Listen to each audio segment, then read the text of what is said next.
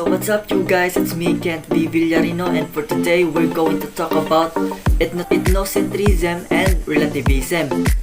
So in a context of modern anthropology, cultural relativism is viewed as the idea that we should seek to understand another person's belief and behavior from the perspective of their culture rather than our own.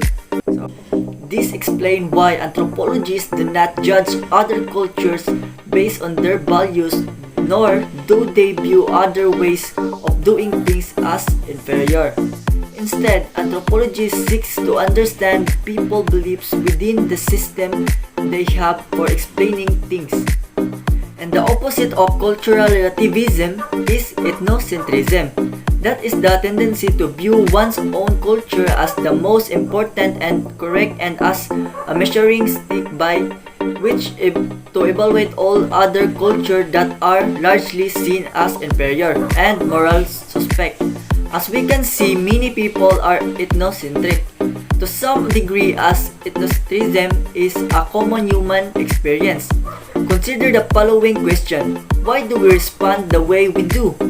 Why do we behave the way we do? Why do we believe what we believe? As we can see, most people find this kind of question difficult to answer. Utterly answer simply because that is how it is done. People typically believe that their ways of thinking and acting are normal. But at more extreme levels, some believes their ways are better than others. Indeed, ethnocentrism is not a useful perspective in contexts which people from different cultural backgrounds come into close contact with one another. As in the case in many cities and communities throughout the world, people increasingly find that they must adopt culturally relativistic perspective in governing communities and as a guide for their instructions with members of the community.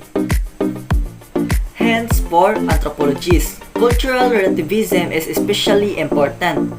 They argue that we must set aside our innate ethnocentric views in order to allow cultural relativism to guide our inquiries and interactions such that we can learn from others and live harmoniously.